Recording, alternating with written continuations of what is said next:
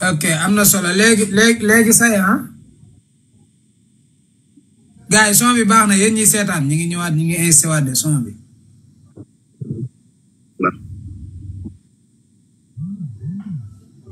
Omzo son bi.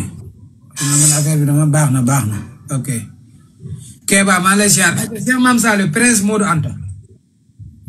waaw Prince lamb neex la mu daan lamb boo xam ne saa yi lamb boobu saa de Prince moo war a ñëw. xale yi génn yëpp ku dul Pokola dafa góo fi jël bu extraordinaire Thiatou Daouda Fall génn na jël na ndam mais amee ko avec la manière. Diop de génn na Mor Kankan génn am na ndam mais amee ko avec la manière kon attention nag Prince. mu naan lamb ji Prince mooy si avantage Prince. xam nga moo war a ñëw Prince moo war a ñëw indi lépp lamb bëre daan mais est-ce que mu daan dana ko bàyyi si loolu. man mu naan gis naa benn vidéo bu fuyee fan yi quoi de entraîné na ba ni ñaar bu am doole. vidéo mu naan mën naa xeex ak njool ñu mu naan mën naa xeex ak njool boo xoolee comment ma Yékini Senior moo ko sut fuuf de bëri naa ak moom ba dimbali ko si xeex de Prince mënul xeex mais attention Prince daa mën a bëre de lu mu jàpp mooy borom.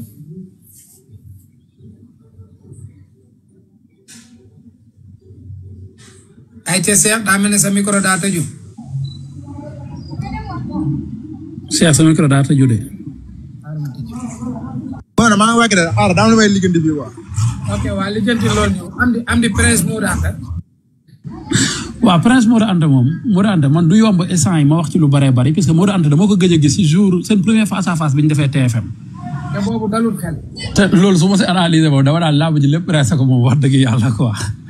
léegi nag pour nga waxaat il fallait nga gis ko mais bu fekkee dañuy analyser seen passé moom Modou Anta bu ñëw nekk à 100% wax dëgg yàlla Prince dina bëree combat bu métti certes Prince nag xale la boo xam ne macha allah yàlla may na ko taay bi li ñuy lire si moom mooy gis nañ sérieux na te aussi ku mën a bëree la ndax li may wax rek chaque fois man li ma gëm mooy mbooloo du topp ku dul ndaanaan ndax gis nga sénégalais moom ni ko yàlla bindee ñàkk fula wala ñàkk fayda boo xam ne day topp koo xam ne xam nga gisul si moom dara quoi ku ñuy topp rek xëy na am na lu ñu gis si moom loolu nag xam nga sama gis-gis la man Prince xam naa ñoo xam ne xëy na ñoo ko doon topp mbapat boo waxee dañ la koy taggal kon man ñooñu laa gëm. man mi seetaan naa ko. waaw jeex na man yàlla def na mosuma ko seetaan mbapat mais koo wax na naan dafa mën a bëre et tout moom Modou Anta nag dafa nekk mbër pur xëy na dem na ba ci biir ndog dal ko découragé wu na ci làmb bàyyandiku nga xool ko sax di gis loolu mais bu ñëwee indi état à 90% laa la wax xam nga indi doole ju wóor indi contact bu wóor dinañ seetaan combat bu neex a neex ndax Modou Anta mbër bu waane la nekkul mbër boo xam ne day calculer avantage yu adversaire am quoi mais nag ak lu mën a xew Prince buñ ko encadré ni ñu ko war a encadré man pour man làmb ji warul jafe ci moom yenn jafe yi ndax dama gis ne taille bi dafa war a nekk avantage bu baax a baax ci moom dafa war a nekk lu koy fay ci làmb ji à 100% quoi mais nag làmb ju neex la comme li nga wax tamit aussi dafa am moroomu Prince yëpp ci làmb ji ren boo xoolee même ñi si ñëw génn am tamit kenn amu ko ci avec la manière donc moom xëy na am na nu muy ñëwee tey imposé wu bëre xeex avec la manière duma daan xam nga wax dëgg yàlla comme li Omzo wax sànq rek dina ko yokk lu bare bare ci làmb dina yokk xaalisam dina yokk qualité adversaire yi mu war a bëre dina yokk taxawaay bi ci làmb dina yokk lu bare bare ci làmb quoi combat bu neex la yal na si yàlla def jàmm yàlla def réussite total. ok Bayla noo gisee Prince Modou Anta 23 février. waaw Modou Anta comme ni nga ko waxee rek dafa nekk booy bu sawar gi nga booy bu sawar moom te mën bëre te xam làmb xam kii bokkul ak koo xam ne tamit yàgg na ci comme ni ko gars yi waxee rek.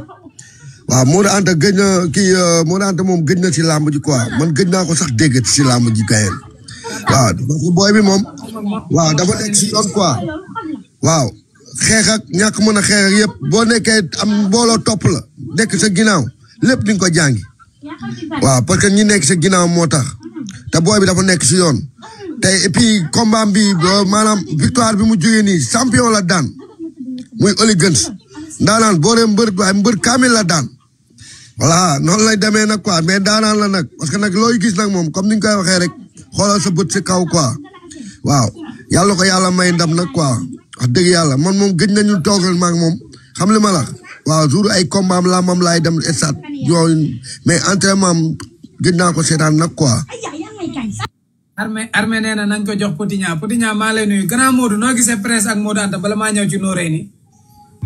waaw lamb jooju boo ko tëggee yoon la parce que mbër mu génn ci lamb te xëy na moom defet sóoraale ko woon na dina ko mën a freiner benn bés defet bett ko ñaari yoon yoo xam dafa tegloo benn bi gis nañ mu génn ne moom jàppale wuñu ko génn na nekk na ci ay problème mooy moo daante léegi ñun suñ ko gisee muy dellu si waat waaw loolu mooy mayaat nañ ko chance ku mën a tasel mais tamit ki muy tasel moom yoon lay tànn te foofu dafay ki muy dajal yoon lay tànn waaw attention ki muy dajal nag budul jokkel ñim daan ñëpp ay yan bu diis ay oligans ay tubaabu joor junior ay mbër rek la daan de presse attention de mais yoon lay tànn bu daane moo daan tax bu daanee moo daan kay mooy képp koo xamante ni tey da nga ko doon xeeb ci fi mu nekk wax day yéeg feneen yoon woowu la jëm day dem ci kaw te bëre mais Modou Anta ba bëre woon ak Zarko bu ñëwee le jour si nag lan moo mën a xew parce que Modou Anta mënoo koo natt des fois mu andi état des fois du andi état te nag ndaanaanu làmb yi yëpp daan na leen daan na ay Mamadi Ndiaye daan na ay Ousa daan na ay Baye Mandione daan na Zarko mii nii dernier défaitam 12 mars 2017 Modou Anta moo ko jox. xam nga mbër boo ko bëggee àttee ci forme bu fekkente ne forme la boo ko àttee day fekk moom muy entraîner chaque jour nga koy gis chaque jour Modou Anta bi daan feeñ bu njëkk ci combat bi mujj yi boo ko xoolee nekkul ci forme bi mu daan nekk parce que Modou Anta bi muy mbër mu ës la ba pare mën a bëre ba pare am équilibre mën na xeex mën na bëre mais li ko dal ba tax moom mu am benn carrière bu xaw a ralenti mais mën nañ ko juger ci palmarès sam lu njëkk mais lan la war a mën a andi pour war a teggi presse loolu tamit da ngeen koy sóoraale diggante bi lan la fi mën a andi presse kopp compétition man gisuma moom maam dara ci presse bu fekkee dafa bëgg a tegg li may wax na ko boole ak entraînement yu métti bu ñëwee même bu daanul mu samp nii la mën a résister wala mu mën a bëre bu ñor ñu ne kii buñ ko tëggalaatee mu am xaalis dana mën a fay entraînement man loolu laa gis. ok Noreyni maa lay nuyu nga dugg ci débat bi directement. Mouranda maa lay ziar la jox sa waay ci waay di nuyu Paa suñu père tamit lu mu wax foofu laay ñëwee quoi. ayca Noreyni.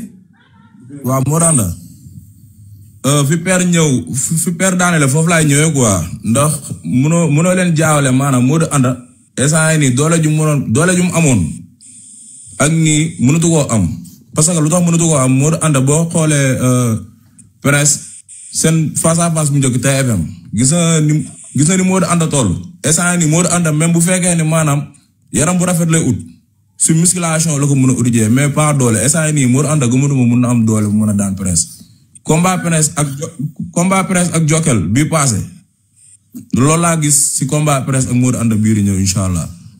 jàpp mu jeex. loolu laa gis quoi ndax instant yii nii Modou Anta mënatul am doole boo xamante ni mën na jaaxal presse ndax instant yii nii Modou Anta bu amee combat instant yii nii lay entraîné ndax instant yii yaram bu rafet lay ut doole moom instant yii nii amatul.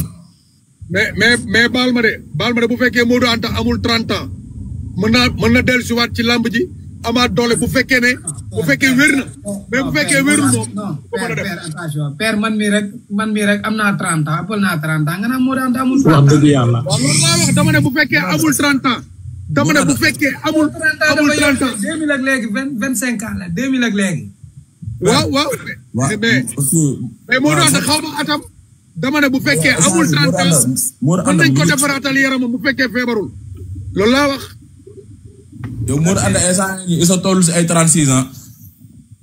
ah normalement mais 30 yi moom ëpp na moom. waaw oto moom bu defee choc sa waay boo ko jëndee boo dawalee tuuti bu duggee ci ay pax rek commencé weng. 67 ans. kan waaye 67 ans lan Modou Anta fu mu mën a amee. non Modou Anta mënul am 40 ans Modou Anta booy la nag. Modou Anta kay mënta am 40 ans. mais normalement maximum ay 36 ans 37 ans 36 ans 37 ans. ndax instant yii ñun ñii rek balaa 5 ans wala balaa 4 ans si kanam ñun dañu am 30 ans te ñun xale yu ndaw lañ. Modou Anta ëppale na loolu quoi. non ay 37 ans. non ëppale na loolu lu bari sax ëppale na loolu de. Modou Anta bi ma xam bi mu ko daan dégg saa yi ëppale na loolu de. yow booy ay ñoom presse yi ne léegi ñu dugg si 30 ans. non presse xale bu ndaw la. waaw presse ay pokola yi nii saa yi léegi ñu matal 30 ans laa la wax. waaw mais nag gars yi attention xam ngeen ne nag 2000 ak léegi 25 ans la bàyyi leen ci xel âge bi dafa gaaw. loolu laay wax nag quoi xool leen loolu quoi. 2000 ak léegi rek Omzo 2000 ak léegi Noreyni Omzo 2000 ak léegi mooy loolu de. ak 2000 ak léegi 25 ans la. waaw 2000 lan 2000. ah da ngeen wax xool leen. ñi ñuy wax xale yëpp làq nañ 30 ans ñi ñu fiy wax xale yëpp làq nañ 30 ans. 92 ak ñi gars yi génération 93 94 la dañuy ñuy wax xale. non attends léegi bind leen ma si commentaire yi 92 ak léegi ñaata at la. 32 ans la. 32 ans. waaw. voilà. man am naa doom bu am 33 ans. ah. non père bi kay war na mën a am doom am 40 ans sax. déedéet waaye amul 40 ans moom mais war naa am. man bi may am 21 ans la am doom. bi may am 21 ans la am doom. Baye Modou Anta bu muy dugg ci làmb ay ñoom Pokola bëreeguñu arène nationale tamit. loolu moom dëgg la. ah. waaw xool leen da ngeen xool année bi mu duggee ci làmb année bi mu duggee depuis stade ba. Modou Anta yàgg na de biñ naan ko dafa niroog Modou Lo Modou Anta dafa niroog Modou Lo. waaw xool leen boobu 2011 ci la bëri ak Bébé Saloum 31 juillet 2011 ci la bëri Bébé Saloum. Modou Anta moo tax ma wax la instant. 2011 ak léegi 15 ans. ah. léegi Modou Anta xanaa moo wax la instant dugg ci làmb. dégloonte leen. ma ne Modou Anta 2011 la bëree. te 2011 ak léegi 15 ans la te Modou Anta xanaa bi muy dugg ci làmb gàtt làq na 20 ans wala 21 ans wala 22 ans. yoon. non boo xoolee image am yu njëkk yi nag booy la de bi muy dugg ci làmb booy la. waaw d'accord booy mais amoon na 20 ans moom 20 ans yi moom motoon na moom gars yi dañuy wax rek. ok am na solo gars yi léegi ci benn sujet lañu war a duggaat après ñu doog a tàggoo waaye kii demandé daa mel ni prince la de wala kii du prince. Prince moo fi nekk di commentaire ak Petit Niang mu dafa kontaan temps yi dafa tegale ay victoire. attends kii prince la wala du prince. loolu prince mais ku nga xam ne xam ne yàgg xam maag prince. yow la kan. depuis Mbapat man la Ousseynou. kii Wos may ma présenté la kii boo xoolee prince boo xoolee si ginnaaw prince kii booy bi moo nekk ci ginnaawam kii mooy léppal prince. waaw léegi loo wax ci combat bi yow Ousseynou yow. ah ñun daal ñu ngi ànd suñu mbër di waaj ñu doon waajee rek. xam nga tey tamit nit ki tamit doomu aadama nit doo xeeb nit. Modou Anta ku ko xam-xam ni jàmbaar champion la te def na tamit ñu war a def lamb yëpp.